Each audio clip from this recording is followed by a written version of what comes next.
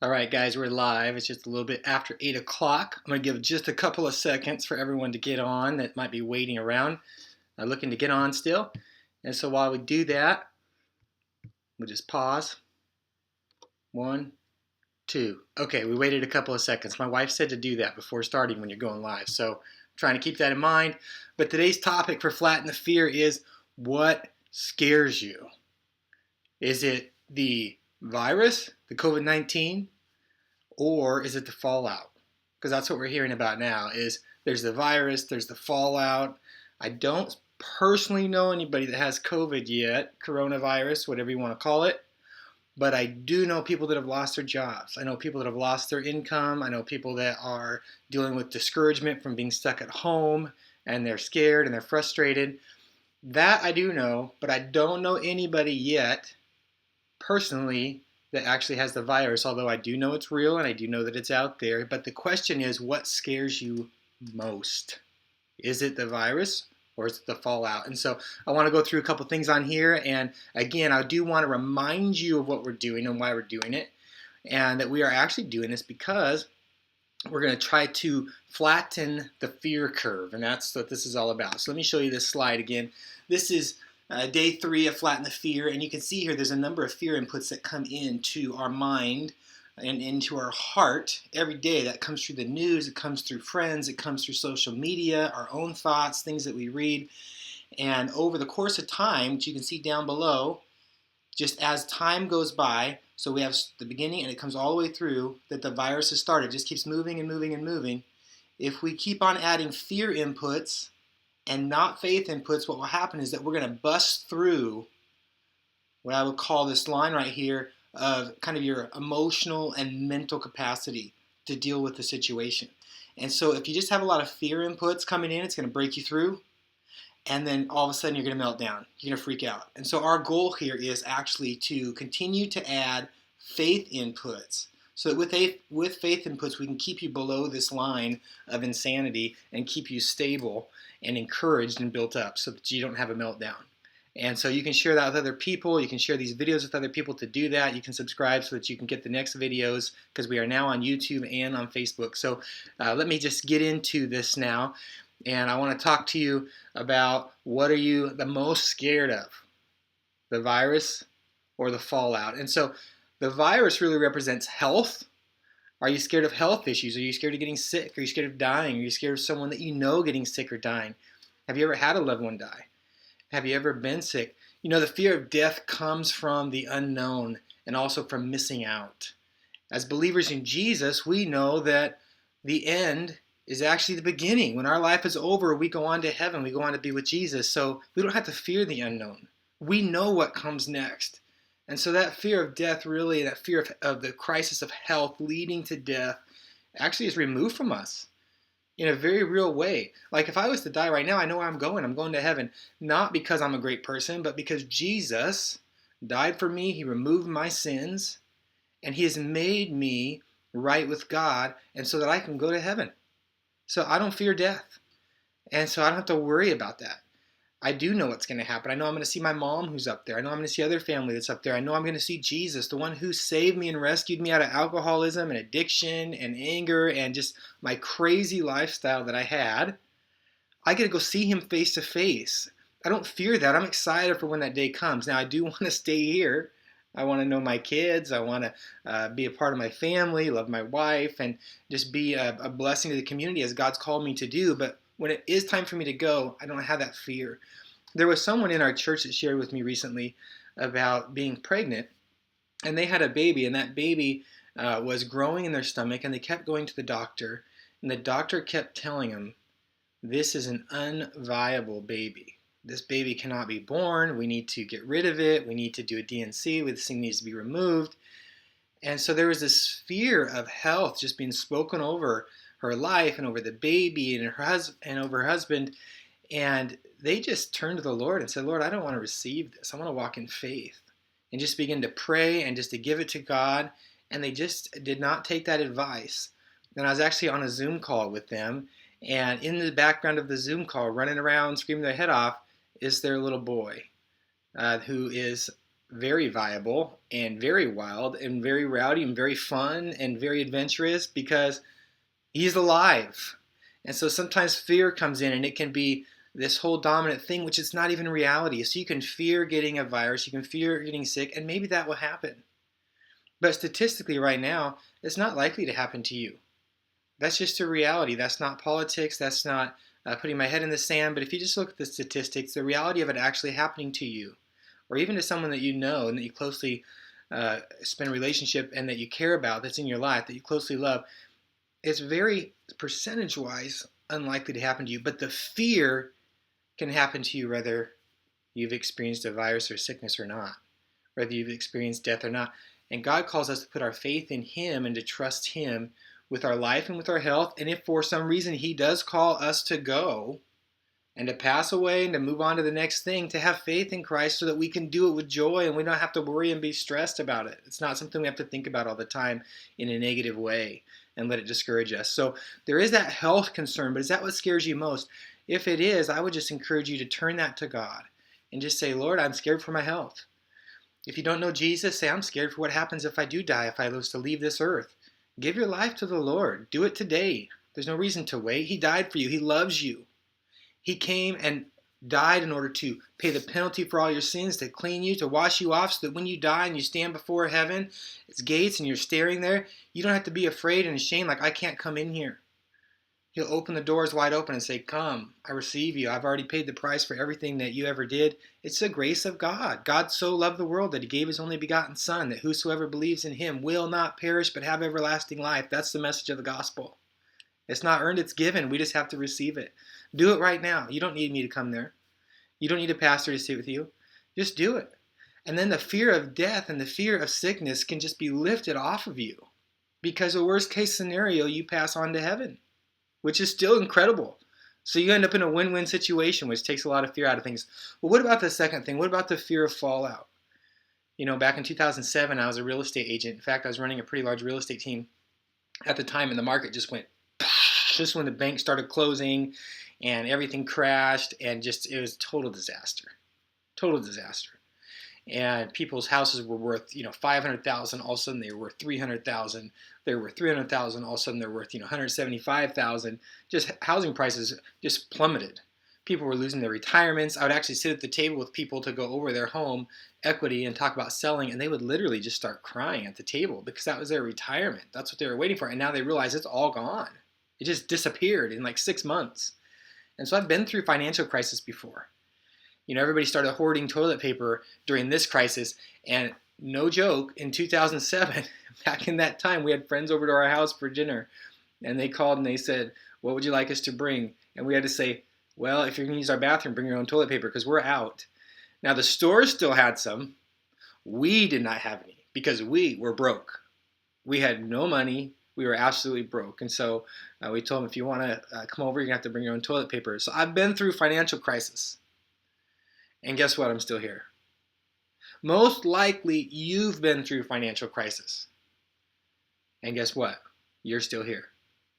And so there is this fear of the fallout of things. I've been over in Africa, and I've been over there, and I've ministered over there. I've been inside of huts where the floors are made out of dirt, and the bathrooms where it's a hole dug in the ground, in the deep, kind of the more of the rural village areas of Africa. And guess what? They don't have beautiful homes like we do to shelter in. If they're supposed to shelter in, they're just going to be stuck inside of a hut, literally. They don't have bathrooms to worry about toilet paper like that in their home. They don't have a grocery store to run to with bare shelves. They don't have a grocery store. And so some of the things that we're afraid of are things that people are already experiencing all around the world. And guess what? They're still alive. They're still making it. I was over there. Kids are still laughing. They're playing outside. They're in the fields running around. They're making things with sticks. They're having fun because God has made us in a way that we can adjust to our circumstance. Paul said this in the Bible. He said that he's learned that whatever state he's in, to be content. The Bible tells us rejoice in the Lord always. And again, I say rejoice. So in other words, there's always an opportunity to rejoice. There's always an opportunity to be content. And it doesn't matter if our health starts to go down, if we pass away and go to heaven. It doesn't matter if we lose our money. It doesn't matter if we lose our home and we have to start living together. Oh, God forbid, we have to change our circumstance. You know what? We can still survive. We can still live. And we can still find joy in that. And so some of these worst case scenarios that could happen really aren't that bad. So I challenge you to do this. Think about it. Think through, what if I did lose my job? Maybe you already have. What if I can't pay my bills? What if I literally lose my house? What would you do? And I don't mean just get scared about it. I mean, think about it. What would you do? This really helps, the way our brain works, this really helps to calm down fear, to think it through. Well, if I lost this house, I do have a couple of friends that would probably let me stay for a little while to try to get on my feet. I do have some family that might let me stay with them. You start to think through the scenario. What would I do? As if it's already happened, but thinking clearly, with a clear mind, without fear, because we know, God's going to take care of us, right? He's promised that in His Word. Don't worry about tomorrow. Tomorrow will take care of itself, right? That He knows what we need. So God's going to take care of us. We know that even if we were to die, we're going to heaven. So my worst case scenario is I lose some of my stuff. Maybe I get sick. But the likelihood is I'll get well. And if I lose all my stuff, the likelihood is I'll have a place to go as I try to work my way back up into getting some of those things back. And if I never get them back, there's people all over the world that are still happy without them. And so I want to take you to today's verse. And today's verse right here is out of 2 Corinthians 1, 8 through 11. Okay, and this says, "We do not want you to be uninformed, brothers and sisters." And so he's writing this letter. This verse is a letter to some people that are back in the old days, just after Jesus was here. And it says, "We don't want you to be uninformed about the troubles that we experienced in the province of Asia. We were under great pressure." Does anybody feel like you're under great pressure? So they were out there trying to live their life, trying to love people, trying to do the things God asked them to do, and care for others, and spread the message of Jesus, and do all the right things. Maybe you feel like, man, I'm doing all the right things, and what's happening to my life? It's falling apart. Why am I under all of this pressure? Well, this is what he's talking about. We were under great pressure, far beyond, check this out, our ability to endure, so that we despaired of life itself. I felt like the pressure was so great I didn't even want to be here. Maybe you feel like that today. I don't know. But I know there's probably some that do. And there might be a point during this shutdown, shelter in, coronavirus, this whole kind of crisis season, economic struggles, that you feel like, oh, the pressure is so great, I don't know if I want to be here. Well, welcome to the reality of history. That's happened over and over again throughout history. It's nothing new. And people have survived. People have lived through it. They've made it. You will live through it. You will make it. And so let's talk about it a little bit more. We'll keep reading this verse. It says that we despaired of life itself. Now, verse 9, this was shared with me yesterday by a friend in the church, and they had been praying, a friend of theirs had been praying and reading through the Bible, came across this verse, and just felt like God lined it right up for them to read this verse, and it really spoke to them. And it says, "Indeed, we felt we had received the sentence of death, but this happened that we might not rely on ourselves, but on God who raises the dead."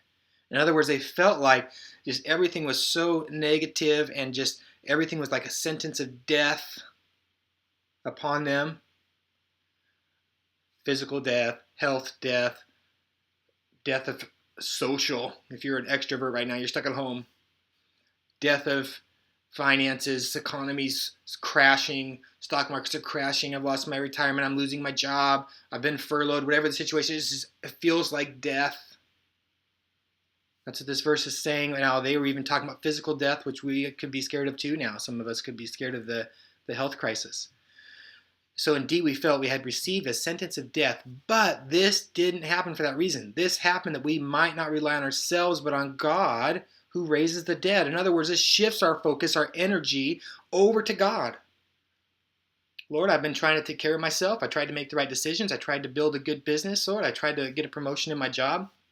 I tried to build myself up economically and learn and grow and get a degree. And now I find myself in a tough financial situation that I can't do anything about.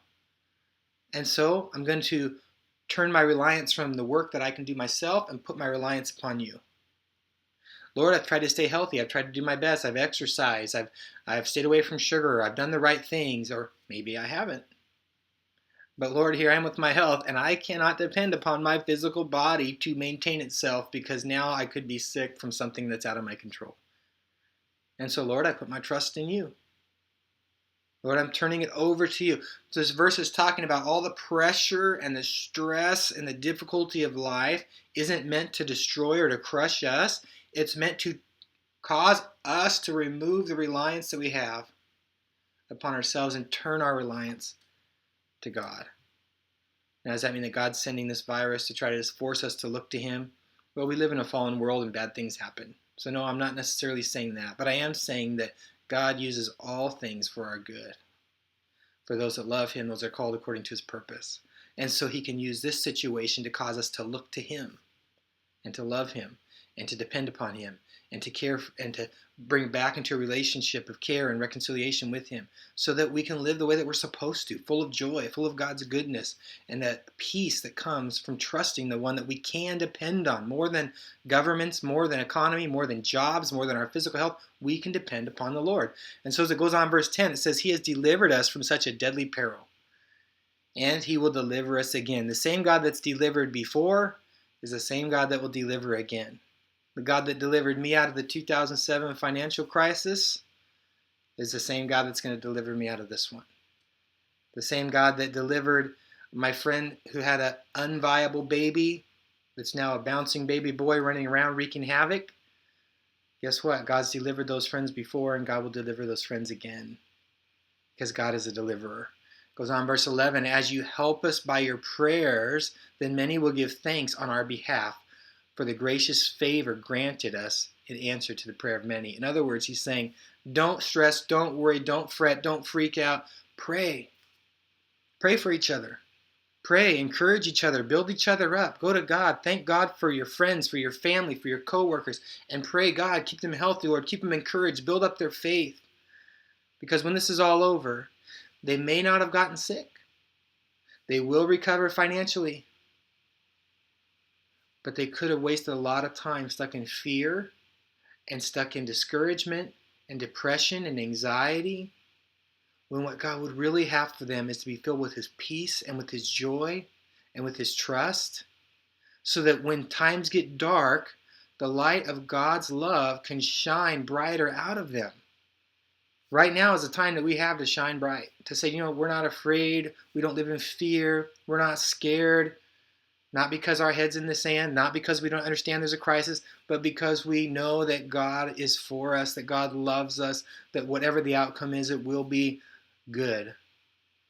For those that know God and love God and follow God, that he is for us and with us, that God's going to work that out. And it's our time to shine the light so that people can see that and they can be drawn to God, to know who he is, to come into relationship with Jesus. And so I'm going to end this with a quick prayer and a blessing for everybody that's watching. And I'd encourage you to share this video with somebody that needs to be lifted up and encouraged. Share the whole series with them. It's going to be on YouTube now. We're on Facebook. But this isn't time to be afraid. This is time to put our trust in the Lord and to find his peace and to shine his light. Father, we thank you for everyone that's here. God, I thank you for their watching and being with us. God, I pray right now that their heart would be encouraged, that they would be lifted up. Lord, that any despair, any fear, God, any anxiety, Lord, of the unknown, God, would come off of them. I pray if they don't already have a relationship with Jesus, that even right now, Lord, that they would turn to you and realize that you love them, that you died for them, God, that you want to lift off, Lord, their sin, Lord, their shame, their guilt, God, their discouragement, their anxiety, their fear, because you want to pull them into relationship with you, the one that they can trust. And so I thank you for that, Jesus. And so if you're here, I just encourage you, get out there, shine your light, love on somebody. Subscribe to these videos if you're on YouTube. If you're on Facebook, then I just encourage you to tune back in tomorrow morning at 8 a.m. I'm going to be back on here again sharing, and pass this on. Let people know that we can flatten the curve. I'll bring this up one more time. The goal here is that we're going to, instead of just increasing the number of fear inputs all the time, and so we have news, social media, friends, everything else, fear, fear, fear, fear, fear. It's going to bust us right through this line of emotional mental capacity and cause people to melt down, cause us all to melt down. Instead of doing that, what we're going to do is we're going to put faith inputs in. right here, faith inputs that can build people's heart and mind to keep them stable and keep them in a good place. Because God is with us. God is for us, and we're going to make it through together. Thanks for being on here, guys. Share it, have some peace, and go shine your light.